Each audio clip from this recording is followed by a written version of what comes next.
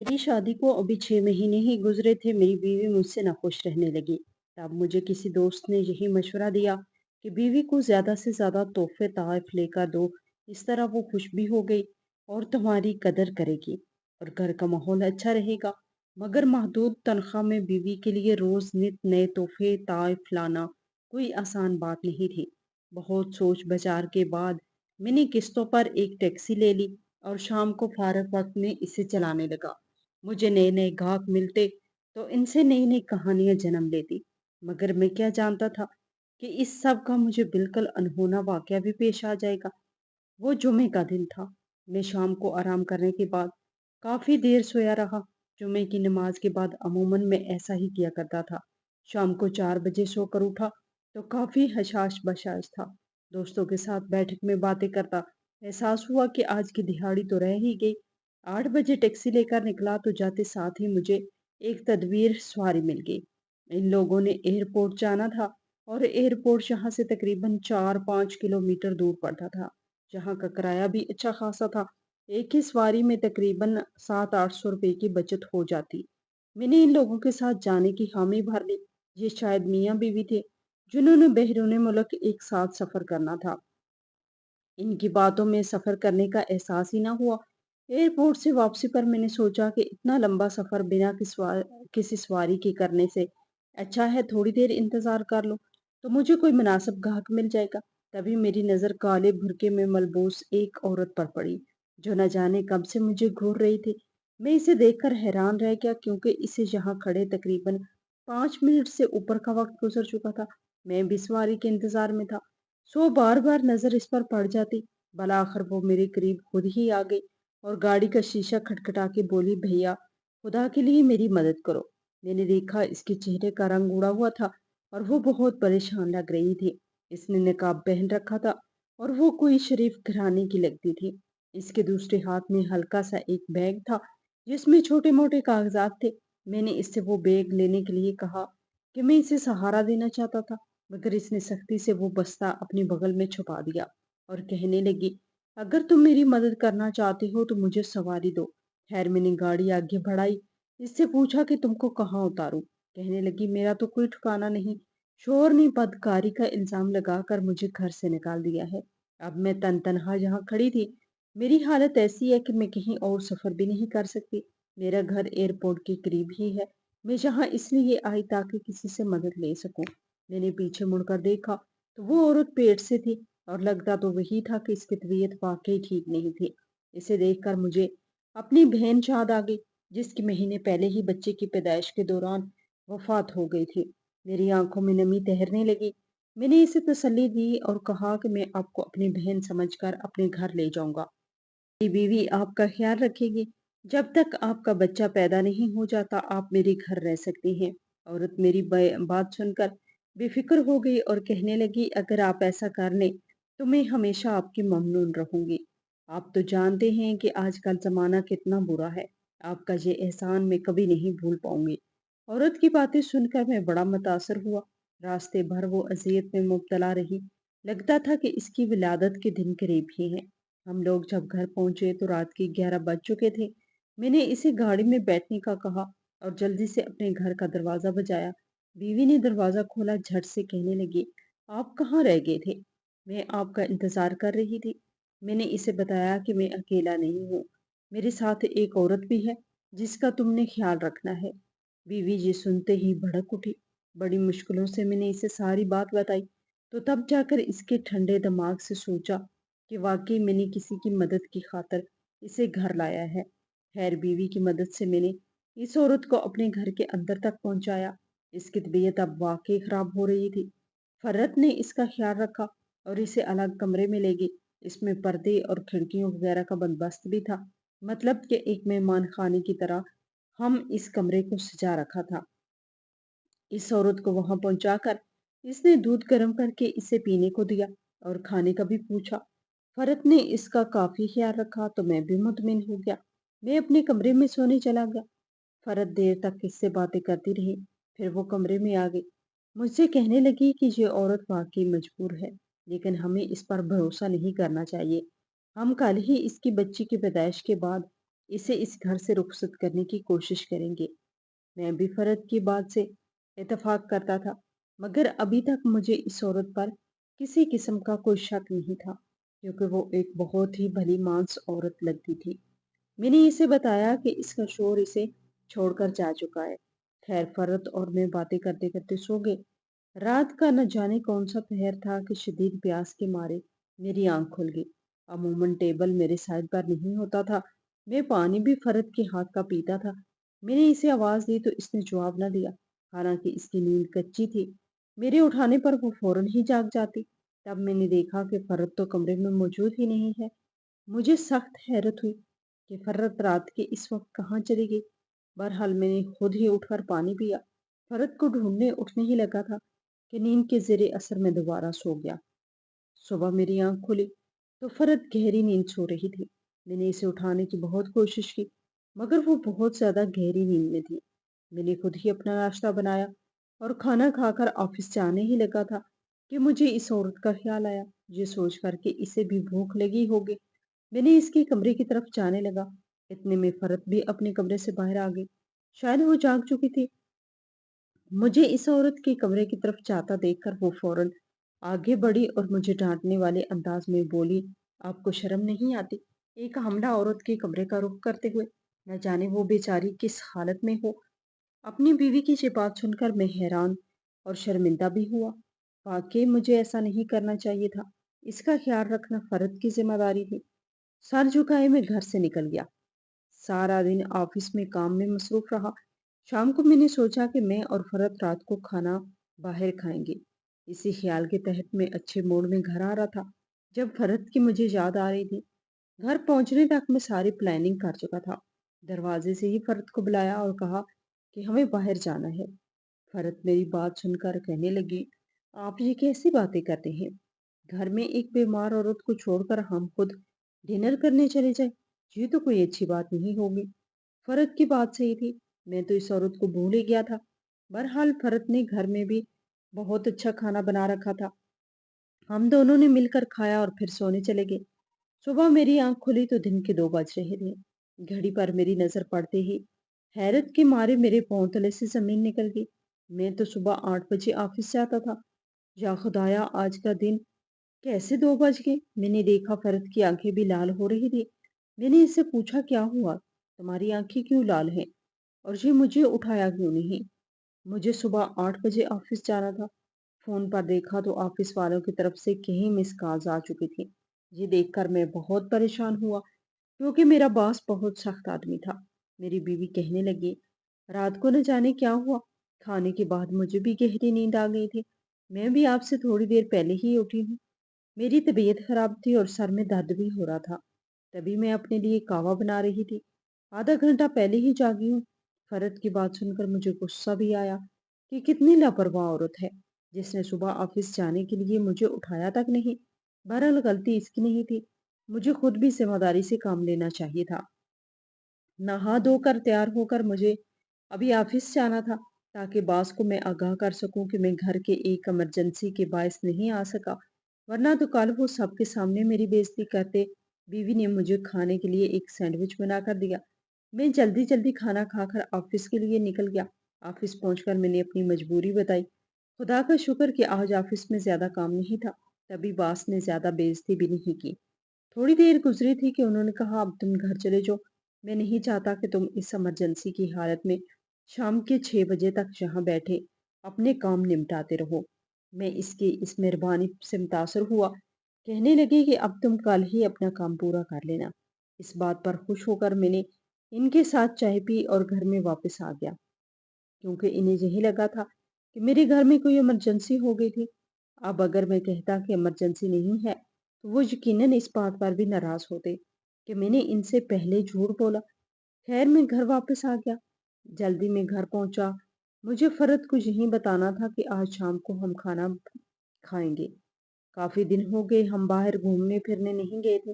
रास्ते में मुझे एक लड़की मिली। इसके हाथ में बहुत प्यारे गजरे थे, जो ताज़ा फूलों से बने हुए थे। बच्ची ने मुझे जबरदस्ती थमा दिया। बोली कि आज ये अपनी बीवी के लिए ले जाइए, वो यकीनन बहुत खुश होंगी। बच्ची की ये बात सुनकर मैंने इससे वो फूल ले लिए। 200 रुपए के 3-4 गजरे इसने मुझे दे दिए। मैंने अपनी बीवी को पहनाने की गर्ज से इन्हें जेब में डाल लिया। फिर मेरे जहन में ख्याल आया, क्यों ना मैं इसे अच्छा सा सरप्राइज दूं। इसे बाहर आना जाना पसंद नहीं था, सो मैं इसे बाहर से अच्छा सा खाना पैक करवा के घर ले जाऊंगा और इसे दिन का खाना नहीं बनाने दूंगा। अभी तो वो खाना बनाने की तैयारी कर ही रही होगी। मैंने इसे ख्याल के तहत एक होटल से अच्छा सा खाना पैक करवाया और खुशी खुशी घर चल दिया। फिर मैंने सोचा कि अगर मैं इसे सरप्राइज दूं तो मुझे घर के अंदर दबे पहुंच जाना चाहिए। बस बेमामूल दस्तक देने की बजाय मैंने दरवाजे को चाबी के जरिए खोला और दबे पांव घर में दाखिल हो गया। लेकिन घर में दाखिल होते ही मुझे अपनी बीवी की कहके सुनाई दिए और इसके साथ ही एक मर्दाना आवाज भी थी, जिसने मुझे चौंका के रख दिया। ये सारा मंजर मेरी समझ से बाहर था। इस घर में आखिर मेरे जाने के बाद कौन आया है, जिसे मेरी बीवी इस कदर हंस हंस के बातें कर रही है। मैंने जल्दी से जाकर देखा तो मेरी बीवी इस कदर हंस हंस के बातें कर रही थी। मैंने जल्दी में जाकर देखा तो मेरी बीवी के कमरे में कोई भी नहीं था, जबकि मेरा कमरा भी खाली था। अब मुझे शक सा हुआ। मैं जल्दी से इस औरत के कमरे की तरफ बढ़ा, जिसे मेरी बीवी ने सुबह सुबह बंद कर दिया था। लेकिन जैसे ही मैंने दरवाजा बजाया, मुझे अंदाजा हुआ कि ये दरवाजा तो अंदर से बंद है। मुझे ये देखकर गुस्सा आ गया। मैंने कहा, फरत दरवाजा खोलो। फरत, ये क्या बदतमीजी है। तुम्हारा शोर घर आया है और तुमने अभी तक दरवाजा भी बंद नहीं किया। मैंने बाजार इसे महसूस नहीं होने दिया कि मैंने इसे किसी के साथ बातें करते सुन लिया है। वो घबराई हुई आवाज में बोली, मैं आती हूँ माजिद, आप बैठे, आपके लिए चाय बना के लाती हूँ। फरत के अंदर से मुझे जवाब नहीं। फरत, तुम बाहर आओ, मुझे तुमसे जरूरी बात करनी है, मैंने गुस्से से कहा। तब फरत ने दरवाजा खोल दिया और हैरत से मेरी तरफ देखने लगी। फरत से कोई बात किए बगैर दरवाजा यकदम खोल दिया और इधर उधर देखने लगा। कमरे में वही औरत बैठी हुई थी, जिसे मैं पहले दिन अपनी टैक्सी में बैठा कर लाया था। इसके अलावा पूरा कमरा खाली था। कौन आया था यहाँ? मैंने गुस्से से फरत से पूछा। कोई नहीं आया था। आप होश में तो हैं? आपका दिमाग ठीक है? मैं इनके साथ बैठी इनकी तमीदारी कर रही थी। मगर तुम अजीब शक्की आदमी हो। तुम्हें हर वक्त ये क्यों लगता रहता है कि कोई मुझसे बातें करने मेरे घर आया है? फरत ने इस अनजान औरत के सामने जब मेरी बड़ाई की तो मुझे अच्छा नहीं लगा। मैंने इससे और कोई बात नहीं की और अपने कमरे में आ गया। फरत ने जल्दी से खाना प्लेटों में निकाल लिया और हम दोनों बैठ के खाने खाने लगे। थोड़ी देर के बाद मैंने फरत से पूछा कि फरत, मुझे लगता है तुम्हें थोड़े दिन के लिए अपनी अम्मी के घर जाना चाहिए। वो काफी अरसे से तुम्हें बुला रही थी।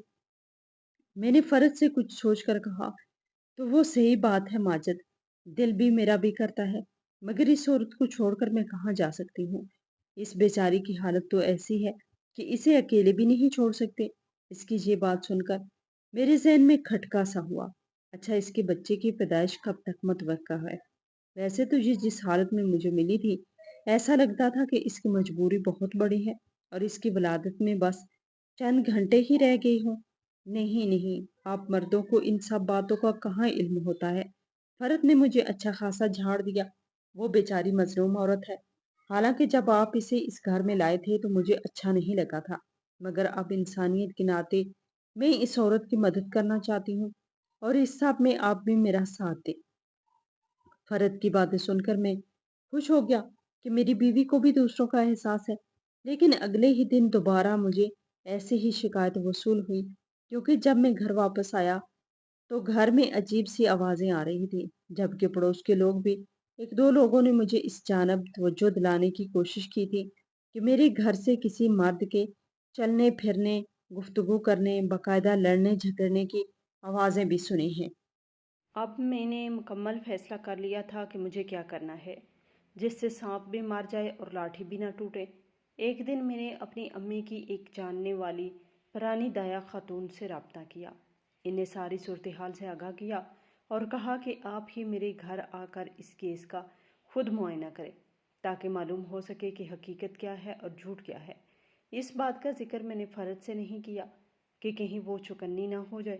शाम के तकरीबन 3 बजे मैं दाया अम्मा को लेकर घर में दाखिल हुआ तो मेरी बीवी का रंग इन्हें देखकर फिक हो गया, क्योंकि वो जानती थी कि ये दाया अम्मा है और इनका तो ये काम है कि हर मोहल्ले की हर औरत کا معائنہ بھی کرتی ہیں اور ان کو تجویز بھی دیتی ہیں۔ اگرچہ اب یہ رواج کم ہو چکا تھا، پھر بھی ان کی بات ہر عورت مانتی تھی۔ میں نے فرد کے تاثرات کا جائزہ لیتے ہوئے اماں بی کو حکم دیا کہ وہ جا کر اپنی کارروائی شروع کرے۔ انہوں نے فرد پر ایک نظر ڈالی اور پھر اس کمرے کی طرف جانے لگی جہاں پر میں نے اس عورت کو ٹھہرایا تھا۔ اماں بی کے تیور دیکھ کر فرد کو انہیں روکنے کی ہمت بھی نہ ہوئی۔ کمرے میں جا کر انہوں نے سیدھا دروازے کو کنڈی لگا دی۔ فرد باہر دروازہ پیٹتی رہ گئی مگر اماں بی نے دروازہ نہیں کھولا۔ ان کو میں پہلے سے ہی بتا چکا تھا کہ اس عورت کو یہاں آئے ہوئے کتنی دیر ہو چکی ہے اور یہ معاملہ کب سے چل رہا ہے۔ میری اس بات پر انہوں نے کہا تھا کہ تم فکر نہ کرنا، میں چند ہی لمحوں میں دودھ کا دودھ اور پانی کا پانی کر دوں گی۔ اماں بی کو گئے ہوئے تھوڑی ہی دیر گزری تھی کہ کمروں سے چیخوں کی آوازیں آنے لگی۔ میں جان گیا کہ واقعی دودھ کا دودھ اور پانی کا پانی ہو چکا ہے۔ فرد بھی کمرے کی طرف بھاگی اور دروازہ بجانے لگی۔ اماں بی نے دروازہ کھول دیا۔ ان کے ہاتھ میں جوتا تھا۔ وہ مجھے کمرے میں آنے کا کہہ رہی تھی۔ میں تو کب سے اس معاملے کا انتظار کر رہا تھا۔ جیسے ہی کمرے میں داخل ہوا تو میری مارے حیرت کی چیخ نکل گئی، کیونکہ سامنے کوئی عورت نہیں بلکہ ہٹا کٹا مرد بیٹھا تھا جس نے سر جھکایا ہوا تھا اور وہ اماں بی کے ہاتھوں جوتے کھا رہا تھا۔ میں یہ دیکھ کر سارا معاملہ سمجھ گیا۔ قریب تھا کہ میں اس آدمی کا گلا دبا کر اسے اس دنیا سے ہی رخصت کر دیتا، مگر اماں بی نے مجھے ایسا کرنے سے روک دیا۔ انہوں نے مجھے ایک ایسی تجویز دی کہ میرا نقصان بھی نہیں ہوا اور میں محلے میں بدنام ہونے سے بھی بچ گیا۔ میں نے ان دونوں کے ہاتھ پیر باندھے اور ایک گاڑی میں ڈال کر ایک ایسی جگہ لے گیا جس کے بارے میں کسی کو معلوم نہیں تھا۔ باہر سے دروازے کو تالا لگا دیا۔ میں ان خبیثوں کو ان کے کیے کی سزا دینا چاہتا تھا۔ فرد نے مجھے جو دھوکہ دیا تھا اس کی سزا بھی اسے دینا چاہتا تھا، اور ساتھ میں میرا جو وقت اور پیسے کا ضیاع ہوا تھا اسے بھی دوبارہ بحال کرنا چاہتا تھا۔ میں نے فرد کے باپ سے بات کی اور اسے اپنی بیٹی کے کرتوتوں کے بارے میں بتایا۔ فرد نے بڑی مہارت سے اس شخص کے ساتھ رابطے میں رہ کر مجھے نہ صرف نقصان پہنچانے کی کوشش کی بلکہ اسے بھی پوری اسکیم سمجھا کر ایسا ناٹک کرنے پر آمادہ کیا کہ وہ ایک عورت کا روپ دھار کر میرے گھر کی دہلیز تک پہنچ گیا، اور اس نے نہ صرف میری امانت میں خیانت کی بلکہ مجھے ذہنی طور پر تباہ و برباد کر دیا، اور عورت ذات سے میرا ہمیشہ کے لیے اعتبار اٹھ گیا۔ فرد کے باپ کو ساری حقیقت بتانے کے بعد میں نے کہا کہ جب مرد عورت کا نقصان کرتا ہے تو اسے خرچہ اور مہر کی صورت میں وہ نقصان بھرنا پڑتا ہے، مگر عورتیں مردوں کی زندگی برباد کر کے یوں ہی ہنسی خوشی چلی جاتی ہیں اور ساری زندگی اپنی بے وفائی پر قصے سنا کر ہنستی رہتی ہیں۔ میں ایسا نہیں ہونے دوں گا۔ مجھے حق مہر اور میری شادی پر جو بھی خرچہ ہوا وہ واپس کیا جائے، کیونکہ میں ایسی بے وفا عورت کے پیچھے اپنے وقت کا ضیاع کرنا اپنی حق تلفی سمجھتا ہوں۔ فرد کا باپ بھی مجبور ہو گیا تھا کیونکہ میں اس کی بیٹی کو ایک نامعلوم جگہ پر قید کر چکا تھا جہاں سے اس کی رہائی صرف اسی صورت میں ممکن تھی کہ وہ شادی پہ ہونے والا سارا خرچہ میرے حوالے کرے۔ فرد کے باپ کو مجبوراً یہ سب کرنا پڑا کیونکہ اس کی بیٹی ایک غیر مرد کے ساتھ ایک ویران اور سنسان علاقے میں ایک انجان جگہ پر بند تھی۔ بس اسی سب مہارت کے تحت میں نے اپنا سارا خرچہ بھی واپس لے لیا۔ غصہ کرنے کا بھلا کیا فائدہ؟ میں اس شخص کو مار کر جیل میں پہنچ جاتا اور فرد ساری زندگی میری دولت پہ عیش کرتی رہتی۔ اماں بی کا شکریہ ادا کرنا چاہتا ہوں جنہوں نے مجھے فرد کی سزا خود کو دینے سے روک دیا۔ بلا شبہ اب وہ جیسی بھی زندگی گزار رہی ہے یہ اس کا حق ہے اور اس کا اپنا عمل ہے۔ میں نے جو کیا وہ میرا فائدہ اور نقصان تھا۔ اب آپ بتائیں کہ آپ بھی میرے دوستوں کی طرح مجھے بے غیرت کہیں گے یا پھر عقل مند؟ ناظرین، اس کہانی سے حاصل ہونے والا ایک اہم اور دلچسپ سبق یہ ہے کہ انسان کو زندگی کے نازک موڑ پر جذبات کی روح میں بہنے کی بجائے عقل، حکمت اور صبر سے کام لینا چاہیے، کیونکہ غصہ وقتی ہوتا ہے مگر اس کے نتائج دیر پا اور ناقابل تلافی ہو سکتے ہیں۔ جب کوئی انسان دھوکہ کھاتا ہے، خاص طور پر اس کی زندگی کے قریبی رشتوں سے، تو دل پر گہرا زخم لگتا ہے اور غصہ انتقام کی صورت میں ابھرتا ہے، مگر یہ ضروری نہیں کہ بدلہ ہی ہر درد کا حل ہو۔ اس کہانی میں ایک مرد کو اپنی بیوی کے دھوکے اور ایک مرد کی مکاری سے جو صدمہ پہنچا، اس کا رد عمل اگر وہ جذباتی ہو کر دیتا تو شاید خود کو قانون کے کٹہرے میں لے آتا اور اپنی زندگی کو مزید برباد کر بیٹھتا، مگر اس نے جو قدم اٹھایا وہ بظاہر سخت اور انتقامی ضرور تھا، مگر اس میں وہ دانائی اور حکمت کار فرما تھی جو اسے خود مزید نقصان سے بچا گئے۔ اما بی جیسی دانا اور سمجھدار عورت نے نہ صرف اس مرد کو غصے کے اندھے کنویں میں گرنے سے روکا، بلکہ ایک ایسی تجویز بھی دی جو اس کے نقصان کو بھی پورا کر گئی اور بدنامی سے بھی بچا لیا۔ اس سبق میں سب سے بڑی بات یہ ہے کہ زندگی میں جب کوئی ہمارے جذبات کے ساتھ کھیلتا ہے، ہماری عزت، ہمارے احساسات، ہمارے وقت اور محنت کی بے قدری کرتا ہے تو ہمیں فوری رد عمل کی بجائے ٹھنڈے دماغ سے سوچ کر ایسا راستہ اپنانا چاہیے جو انصاف کے قریب ہو، ندامت کے دروازے کھولے اور خود کو بھی امن دے۔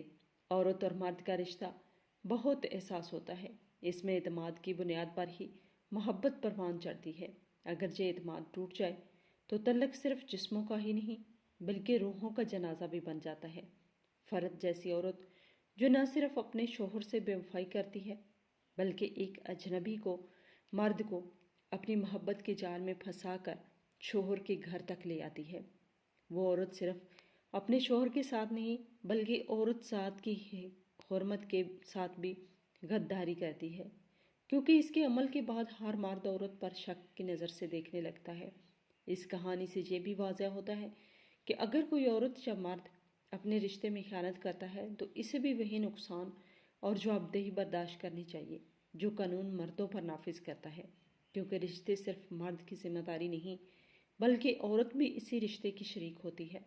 شوہر اگر بیوی کو طلاق دیتا ہے یا بے وفائی کرتا ہے تو اسے خرچہ اور حق مہر دینا پڑتا ہے، تو اگر بیوی خیانت کرے تو کیوں نہ وہ بھی اس کے نتائج بھگتے۔ یہ سوچ معاشرے میں انصاف اور توازن پیدا کرتی ہے اور بے وفائی کرنے والوں کو ایک آئینہ دکھاتی ہے کہ ان کے غلط قدم کا انجام کتنا بھیانک ہو سکتا ہے۔ اس طرح اس سبق سے یہ بھی سیکھنے کو ملتا ہے کہ ہر مسئلے کو قانون سے ہٹ کر جذباتی یا پرتشدد طریقے سے حل کرنے کی بجائے حکمت عملی، ذہانت اور تدبیر سے نمٹا جائے تو انجام بہتر ہو سکتا ہے۔ اگر یہ مرد فوراً غصے میں آ کر اس مرد کو مار دیتا یا فرد کو نقصان پہنچاتا تو شاید وہ جیل کی سلاخوں کے پیچھے ہوتا اور وہیں خبیث لوگ آزاد ہو کر اسے بزدل اور ناکام شور قرار دیتے، مگر اس نے نہایت چالاکی سے ان دونوں کو انجام تک پہنچایا جہاں سے وہ کبھی عزت یا آزادی کا منہ نہ دیکھ سکیں۔ یہ سبق ہمیں یہ بھی سکھاتا ہے کہ زندگی میں اماں جی جیسے بزرگوں کی رہنمائی کتنی ضروری ہوتی ہے، جن کی بصیرت ہمارے جذبات کو طوفان میں رہنمائی کا مینار بن جاتی ہے۔ یہ کہانی اس بات کی بھی علامت ہے کہ جب عورت یا مرد خیانت کرتا ہے تو وہ صرف ایک شخص کو نہیں بلکہ کئی زندگیوں کو متاثر کرتا ہے، کیونکہ شک، عدم اعتماد اور غصہ ایک زہر کی طرح رشتوں میں پھیل جاتا ہے۔ اسی لیے ہمیں چاہیے کہ ہم اپنی زندگیوں میں سچائی، وفاداری اور خلوص کو اہمیت دیں، اور اگر کبھی کسی کے ساتھ زیادتی ہو تو اس کا جواب ایسے طریقے سے دوں جو نہ صرف ہمیں انصاف دلائے بلکہ آنے والوں کے لیے بھی سبق بنے۔ اس کہانی کے آخر میں جو سوال اٹھایا گیا کہ کیا اس سے انسان کو بے غیرت سمجھا جائے یا عقل مند، تو اس کا جواب صاف ہے کہ وہ عقل مند ہے، کیونکہ اس نے بدلہ بھی لیا، خود کو نقصان سے بھی بچایا اور انصاف کا ایسا معیار قائم کیا جس میں مجرم کو سزا بھی ملی اور خود اسے سکون بھی نصیب ہوا۔ یہی اس سبق کا نچوڑ ہے کہ عقل، صبر اور حکمت وہ ہتھیار ہیں جو انتقام کے تیز ہتھیار سے بھی زیادہ دیر پا اور مؤثر ہوتے ہیں، اور ایک دن یہی عمل ہمیں دل اور روح کے سکون کی منزل تک لے جاتے ہیں۔